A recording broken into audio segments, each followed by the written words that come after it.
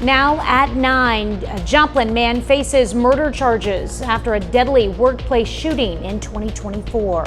Plus, local fire departments face staffing shortages as 4th of July fireworks increase safety risks. Strong storms moving across the country as millions travel for July 4th. I'm Katie Byrne in the Philadelphia suburbs. I'll have that story coming up. The 4 states' most watched news starts now. A Joplin man is charged with murder after shooting his co-worker at work over a year ago.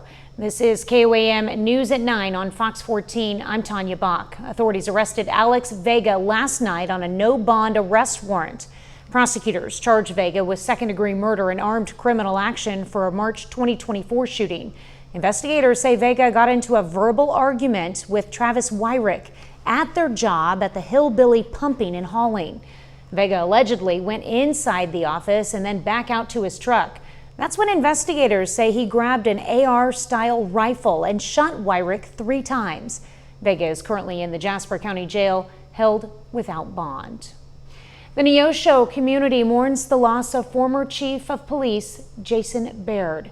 Baird served the Neosho Police Department for nearly 30 years. The loss comes after Baird's recent retirement from the force. In a statement, the Neosho Police Department said in part, quote, "Chief Baird's untimely passing is a tremendous loss to our community.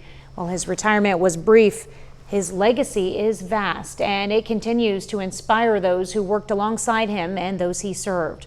Our hearts go out to his family, friends, and all who mourn him." The department also said details regarding memorial services will be shared as they become available.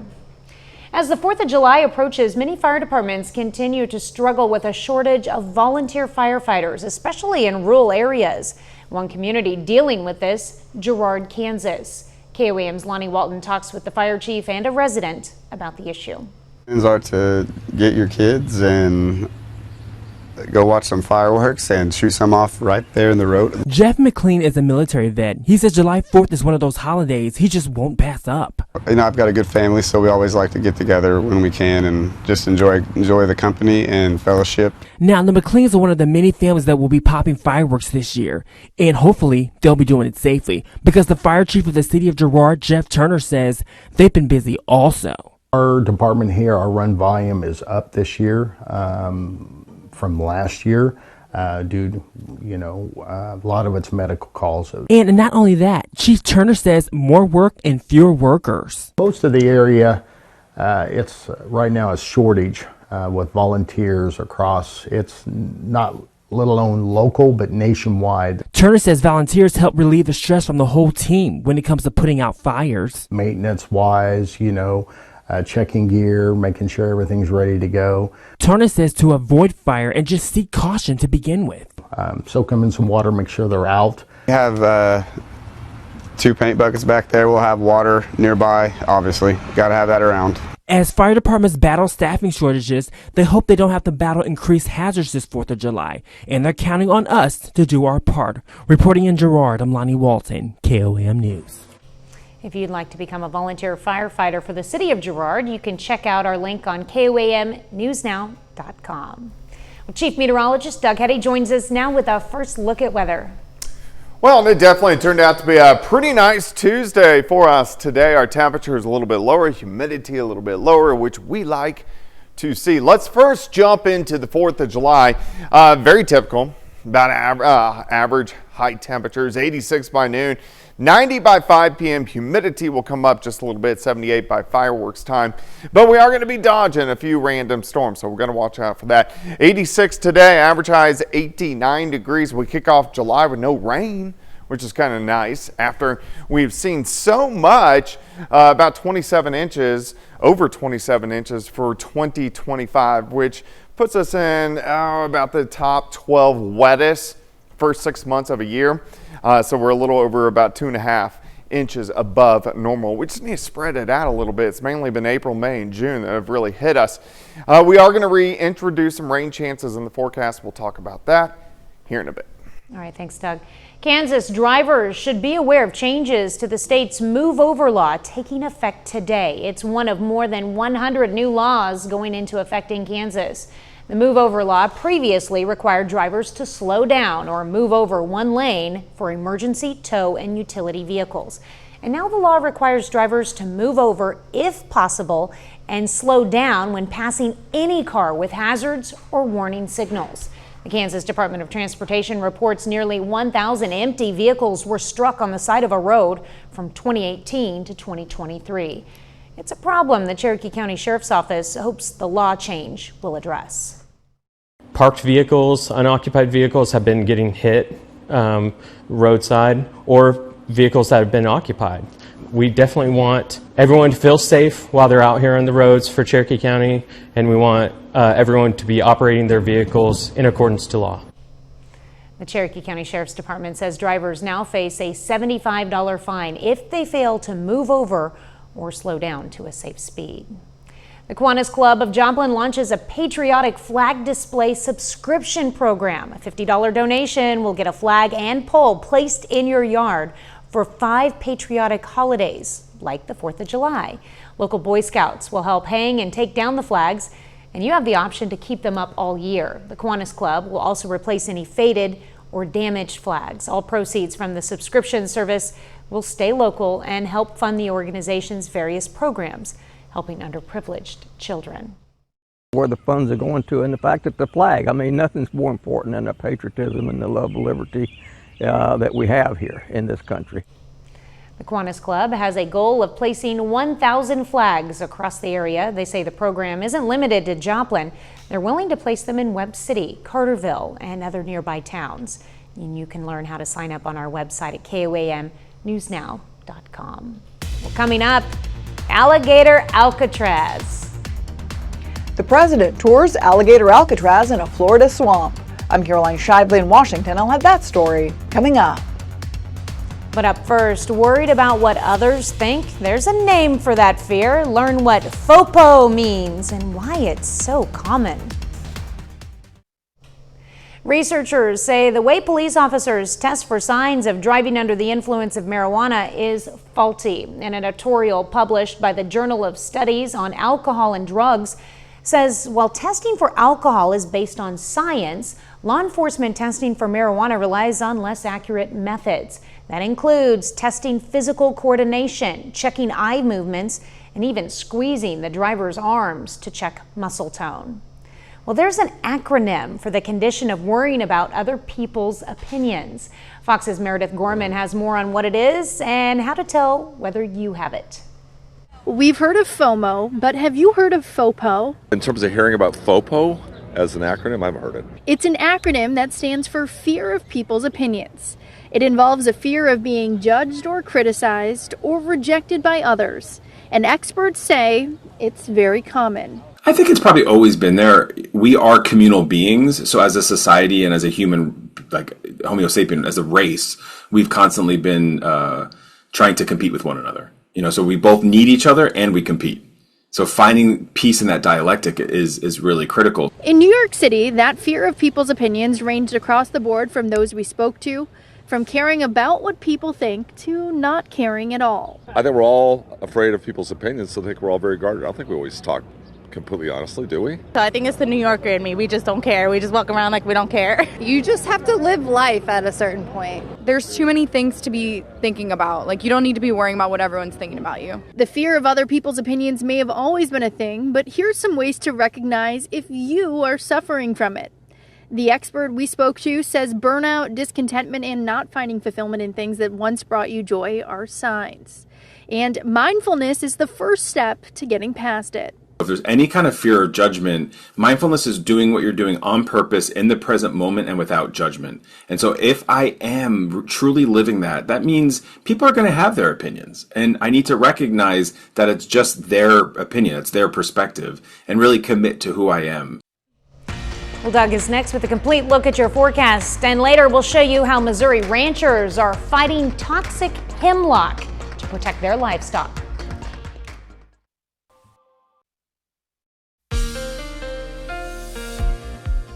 Well, it turned out to be a great Tuesday for us today. Temperatures fantastic across the region. Most of us went into the mid 80s, but the humidity hasn't been bad over the past couple days, which, hey, we'll definitely take. Not a whole bunch going on out there. We get a chance to dry out just a bit. A lot of clouds kind of streaming through the region. Nothing underneath them. That's always good to see. Zooming in. So we got a lot of clouds kind of pushing through the region by morning. We're going to start into the mid 60s. As we go through the morning hours, I think most of us will be low to mid 80s by the noon hour. Let's go to about 5 p.m. It's still partly cloudy skies. Southerly winds return, so the humidity goes up a smidge. Maybe a random shower back to our south and to our west, but most of us are going to be looking pretty good. As we go into Thursday morning, upper 60s, so still kind of warm. And then by Thursday afternoon, we may get 1 or 2 random little pop-up thunderstorms. But again, most of us are going to stay dry as we go into the upper 80s for afternoon highs. All right, day planner on your Wednesday. 67 to start, 83 by noon, high temp, 87 degrees. Heading into the 4th of July, very typical for this time of the year. Our average high on the 4th is 90, and we should hit 90, 86 by noon, 90 during the afternoon. We are going to be watching for a random storm or 2, but I think most of the day is going to be dry. Fireworks times dropping back into the upper 60s, 70s. All right, so let's break this down. So 90 to about 92 Friday afternoon. Better chance for a few isolated thunderstorms in our western counties, and then just kind of hit and miss. Friday night, may get a complex that tries to drive in by Saturday morning, and then hit and miss storms again Saturday afternoon. Keep in the back of your mind if you're heading to the lakes, which most people do, or a good chunk of people do, on the 4th of July weekend. Saturday night, most likely another complex drives in. We have a front that's going to push in and just kind of stall out and hang on top of us, kind of like we've seen this entire spring into the summer. During Sunday afternoon, hit and miss storms. Most likely another batch rolls in again as we go into Sunday night and into Monday morning. So we'll keep our eyes on that as we go through the next several days. Saturday, 90 degrees, 89 on your Sunday for your holiday weekend. Looking outside right now, it looks pretty good. A nice shot of our Cornell Arts and Entertainment Complex. Tower Cam, downtown Joplin. Temperature is very comfortable, mainly sitting into the mid 70s, and our humidity not that bad, kind of sitting in the mid to upper 60s, which makes it feel a little bit sticky but not soupy like we have seen over the past couple weeks. 87 on Wednesday, 89 on Thursday, 90 on your 4th. Hanging out near 90 as we head into the holiday weekend, and really consistent all the way through next week, but the rain chances, of course, return. All right, chance almost every day. It's yikes. Yep. Very consistent. All right, thanks, Doug. Well, the Missouri Department of Conservation says it's the time of year to be aware of wild hemlock. It's potentially dangerous to humans, pets, and livestock. And as KOAM's Ty Parks reports, it's a concern for ranchers because it can be poisonous even after it's cut. This is 2S Angus Ranch, and they have a plan to deal with hemlock. In the early spring, we spray hemlock as soon as we start to notice the hemlock coming up. You'll see it before you see any other green plant in the early spring. It'll be the first plant that becomes green in the fields. So you try to get it then before it reaches the height of some of this here. Francis Skaliski with the Missouri Department of Conservation tells us that there are 2 types of hemlock in the 4 states. Both of them are poisonous. Hemlock is like the other toxic plant we have in Missouri. By that I mean everybody knows we have poison ivy, everybody knows how to avoid it, but hemlock is that plant that maybe we don't know it's toxic to the touch. We don't know it's bad for livestock, but it is found here, and if you have it on your land, you should remove it as carefully but as quickly as possible. Look for a hairless stem with purple spots or streaks. This is the most distinctive features of hemlock. It's especially towards the base. Poison hemlock is toxic, and the reaction it has on you is based on your personal physiological makeup.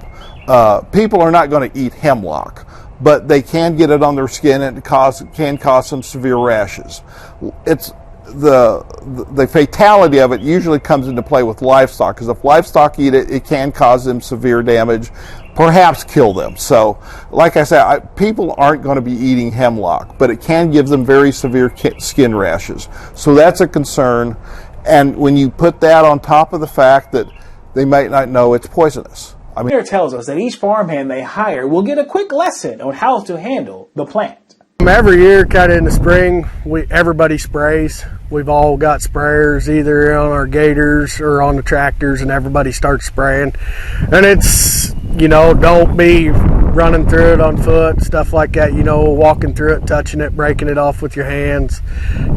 Just kind of some common knowledge about the hemlock is what everybody gets told. So, common knowledge tips for an ancient poison.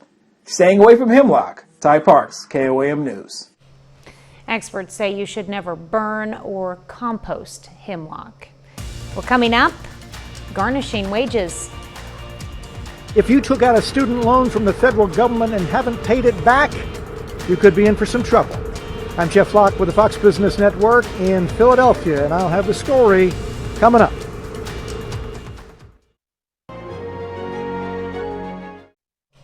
Nearly 2 million student loan borrowers could see portions of their wages withheld. Fox Business correspondent Jeff Locke is at Temple University in Philadelphia to break it down for us. The Biden administration had paused student loan repayments because of the pandemic and didn't resume until late last year, but they didn't come after anyone who wasn't paying.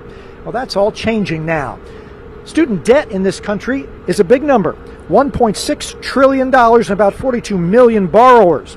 The Education Department now says more than 5 million of those have not made a payment in the last 360 days. And now they are going to do what they have to do. People who reach that 270-day mark where you are considered in default, the government will or can exercise its right to garnish wages up to, I believe it's 15% of income, or do other things such as withhold part of your tax refund to help kind of bring that account current. And that fellow at TransUnion says the problem could get worse. Right now, the company says about 5.8 million people are delinquent on their student loans. That is to say, 90 days behind. That is expected to grow by another 1.8 million in July, another million on top of that in August, and 2 million more in September. And while those people will not be subject to wage garnishment, they could take a hit on their credit score of as much as 150 points. And some loan counselors are now telling Fox Business that while some people are now trying to call the Education Department to try and make some accommodation on their delinquent loans, they're having trouble getting through because of layoffs at the department, thanks to the Department of Government Efficiency. We're hearing from borrowers who are on the phone waiting for 4 hours trying to get a hold of their federal student loan servicer. These people want to get help, they're trying to get help, and they still can't get it. It's worth noting that most of the student loan defaults have not come at institutions like this one where I stand now at Temple University, established schools, but those for-profit colleges that some people say didn't deliver a very good education, and consequently people that graduated, borrowed that money, haven't gotten a very good job. On the campus of Temple University in Philadelphia, I'm Jeff Locke with the Fox Business Network. Well, July is a busy season for retail, and there are a ton of sales happening, especially online. The Better Business Bureau warns consumers scammers love high sales seasons and will try to offer you a deal too good to be true. Pamela Hernandez says they'll often target you through email or fake ads. Don't click on the link immediately in the email. Don't click on the social media ads. Scammers love to create those fake emails, those fake ads. If you see a deal, go to the retailer's website directly. Make sure it's there. If it's a deal, it's going to be on their website. It's going to be available in their app. If you do make a legit purchase, don't forget to track it. Watch out for fake package delivery text messages and don't click on any links that seem suspicious. The BBB has more information on the latest scams. Just go to our website, KOAMnewsnow.com. Up next, Girard's Liberty and Lights celebration brings families together for music, food, and fireworks at the fairgrounds. We take you to the party. Girard's Liberty and Lights fireworks celebration is lighting up the night at the Crawford County Fairgrounds. Earlier this evening, families and friends gathered with lawn chairs to enjoy music, tasty treats from food trucks and to browse craft vendors. A slew of games, beginning with turtle races and egg toss, kicked off at 7 p.m. And Girard Events partnered with the Chamber, the city, and a number of local groups to create tonight's community experience. In order to get my name out there and kind of find my customer base, I branched out and started going to events and like this one. So I've been doing this for a few weeks now and it's been great fun. I met lots of people. Lots of people have been introduced to my cookies and yeah, we're doing pretty well. Well, the evening culminated and should be wrapping up right about now with a spectacular red, white, and blue fireworks show.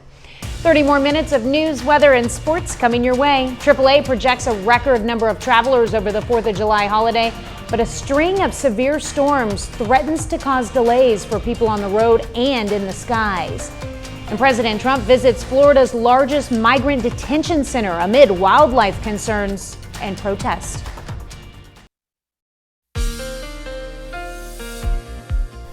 Well, of course, a pretty good Tuesday for us today. We had quite a bit of sunshine. Temperatures great into the mid-80s. Humidity not that bad across the region, which is always nice to see this time of the year. We do have some mid and upper level clouds that are kind of streaming through. It's not a huge deal, but they are going to be out there as we go through the overnight hours for us tonight. So partly cloudy skies, nothing underneath them. Let me take you through time. We're going to go to early in the morning hours. Temperatures kind of sitting mainly into the mid 60s. So we are going to have a little bit of dew out there through the morning hours. Look at the winds. They switch out the south. This will start to usher in a little bit more humidity than what we saw during the daytime hours today. We're at your noon hour, low to mid 80s. Once we get into the afternoon, I think most of us 86, 87, 88 degrees, maybe a smidge warmer than what we did see today. Let me take you into Wednesday night into Thursday morning. We'll drop back upper 60s for overnight lows. By Thursday afternoon, there is a chance we could get a random isolated little thunderstorm across the region. So we'll have to keep our eyes on that. Temps into the upper 80s for highs. Day planner on your Wednesday, 67 to start, 83 by noon. High temp, 87 degrees. 4th of July forecast. Right now, very typical for at least the 4th of July weather-wise. 86 by noon, 90 by 5, 78 by fireworks time, but we are going to be dodging a couple little random pop-up showers and thunderstorms across the region. As we go into Friday, isolated thunderstorms in our western counties, again, kind of hit and miss. And then as we go into Friday night and Saturday morning, a band may try to work into the afternoon hours, hit and miss storms again. So if you're heading to camp or to lakes or creeks or streams, whatever, we are going to have some random storms. Front kind of sinks in Saturday night into Sunday morning, giving us a few more scattered thunderstorms. So these are going to be hit and miss, and this front kind of hangs out. So here's Monday, chances for showers and thunderstorms once again Monday, and then this trend continues next week. All right, 90 for a high over your holiday weekend on Saturday, 89 on Sunday. Of course, we're going to have those isolated thunderstorms. Looks good out there right now. Great shot of our Cornell Arts and Entertainment Complex tower cam. We are looking downtown Joplin, sitting low to mid 70s, so very comfortable across the region, and our humidity hasn't been too bad. Our dew points sitting kind of mid 60s. They come up a little bit at night, but most of the day they're sitting 60 to 65, which puts us kind of in that not bad to a little bit sticky range. But our heat indices, they're not going to be bad. They're going to be pretty much matching our temperature as we go through the next couple days. 87 tomorrow, 89 on Thursday, 90 on Friday, 90 on Saturday. Very consistent all the way through the weekend. All right. Well, consistency is good, I guess. Yep. Just keeping your eye out all the time. All right. Thanks, Doug. Well, Pitt State invites the public out to learn more about the upcoming Hispanic Music Festival. The university says the festival has grown with 9 total concerts and 5 different locations, including the Bicknell Family Center for the Arts and Memorial Hall. Now, the festival runs from September 14th through October 19th, so mark your calendars now. Still ahead, the Oklahoma City Thunder agreed to a record-breaking contract extension with their star player. Plus, the Joplin Outlaws battle to stay in first place. John Dales has those stories and more up next in sports. Fox. On the heels of a series victory over the Abilene Flying Bison this weekend, the Joplin Outlaws now play host to the Sherman Shadowcats for the next 3 days. The league-leading Outlaws riding a 5-game winning streak into tonight's matchup with third-place Sherman. Connor Johnson gets the start on the mound for Joplin, and the Oral Roberts freshman brings his A game. In the first inning, the Shadowcats scratch across a run, but Johnson still strikes out the side. And in the second, he picks up 6 punch-outs in the first 2 innings for Johnson. He's a one-time recipient of the Mid-America League Pitcher of the Week award. We go to the bottom of the frame. Outlaws are still down 1-0, and this pitch gets away all the way to the backstop. In his first game as an Outlaw, Carson Hilton races in from third to score their first run of the game. That ties it at 1. Next inning, Sherman threatening to take back the lead. This one gets into left. Runner coming home. Tyler Broderick fires a bullet in time and on the money to get the out at home. As we come on the air, last check of that score has the Outlaws leading 8-1 in the 8th. Meanwhile, in the Mink League, the Nevada Griffins just cannot catch a break right now. Looked like they were in great shape to end their 6-game losing streak tonight, but they led 4-2 in the bottom of the 9th inning, and then Sedalia hits a 3-run walk-off homer to win it 5-4. And in Major League Baseball, the Cardinals and Royals both continue their respective road trips tonight. The Redbirds face the Pirates once again, hoping to bounce back from yesterday's 7-0 loss. But once again, they are on the receiving end of a shutout. The Pirates take it 1-0. St. Louis gets all it could ask for out of starting pitcher Andre Palante. He goes 7 shutout innings, allowing just 1 hit, but Pittsburgh scores the game's only run on a sac fly in the 8th. Royals are in Seattle, where they jumped out to an early lead last night. The same is true this evening. They're in the top of the 4th inning. Kansas City holds a 3-1 lead. Royals second baseman Nick Lofton has an RBI double and a run. And finishing up with pro basketball, the NBA has been chock full of major trades and roster changes over the past several days. Fresh off winning the NBA Finals last month, the Oklahoma City Thunder lock up their top player for this foreseeable future. According to ESPN, Shai Gilgeous-Alexander and the Thunder agreed today on a 4-year, $285 million Supermax contract extension, which runs through the 2030-31 season.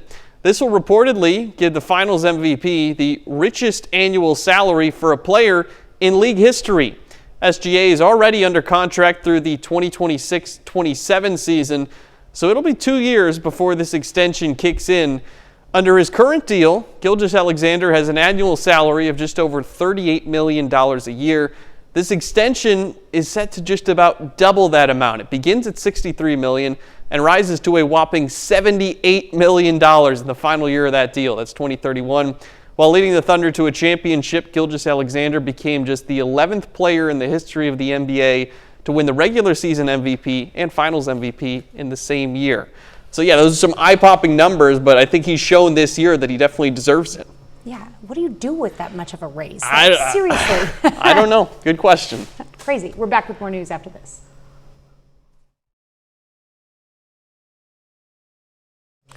As you look out your window to see the nice weather, wildlife experts say you should also keep an eye out on potential dangers to birds. Fox's Sean Lungill has more. Warmer weather means many birds are soaring back from the south, but wildlife experts warn of their biggest concern following the end of the migration season. They have a lot of issues they're dealing with, but one of the biggest sources of that mortality clearly is collisions with glass and windows. Biology professor Jason Huxema says the number of estimated bird deaths to reflective windows is staggering. The most recent estimates are that somewhere between 1 and 5 billion birds die every year just in the United States from collisions with windows and other glass. While reflective windows can help us see outside, they can be especially dangerous in areas near common bird habitats. A lot of times they act like a mirror, depending on the lighting conditions. And so what birds see in a window or another sheet of glass often is their habitat reflected in there, or blue sky. There are ways for home and building owners to mitigate harm to birds, such as adding fish line on the outside to cause a contrast on the windows. Another approach is to use dots, polka dots, circles, little circles or squares with that same kind of spacing that is visible to the birds. And those can be made in a way that's very reflective, very visible from the outside to the birds, but looking out through the window from the inside, your eye tends to look right past those. Huxama says keeping birds safe also brings positive benefits to the environment. They're eating insects, they're taking care of parasites. It's, they have an essential role in the food chain. Sean Langell, Fox News. Well, coming up, Gosling heads to space, Taraji hits Broadway, and Downton Abbey prepares for one final bow. That's all up next in Hollywood Nation. Ryan Gosling's bestseller turned sci-fi adventure, Downton Abbey's grand finale, and Taraji P. Henson is center stage in the Hollywood Nation. Here's Fox's Ashley Dvorkin. I'm several light years from my apartment. Gosling in space, the Crawleys return, and Taraji takes on Broadway in today's Hollywood Nation. Taraji over the shoulder! Taraji P. Henson will make her Broadway debut alongside Cedric the Entertainer in a new production of August Wilson's Joe Turner's Come and Gone. The play is set at a Pittsburgh boarding house in 1911, where a couple host black travelers during the Great Migration of the 1910s. The revival will be directed by Debbie Allen and is set to open next spring. I put the knot in astronaut. I've never done anything. I've never done a spacewalk. I can't even moonwalk. Ryan Gosling blasts off to save the world in today's First Looks. A trailer for Project Hail Mary, directed by Phil Lord and Christopher Miller, shows Gosling as a 6th grade science teacher and Earth's only hope from extinction as a mysterious substance causes the sun to die out. Along the way, he encounters an unexpected friendship, learning he may not be alone on this mission. So I met an alien. He's kind of growing on me. At least not growing in me, which was a concern for a little while. The sci-fi adventure is in theaters March 20th, 2026. The future of Downton Abbey. A trailer was released for Downton Abbey, the grand finale. The Crawley family enters the 1930s with Mary in a public scandal, the family facing financial trouble and now embracing change as the staff prepares for a new chapter with the next generation. It's in theaters September 12th. In Hollywood, Ashley Dvorkin, Fox News. And that's our time for tonight. Thank you for joining us. We're going to leave you with video of a polar bear cooling off at the Prague Zoo. Have a great night and an even better tomorrow.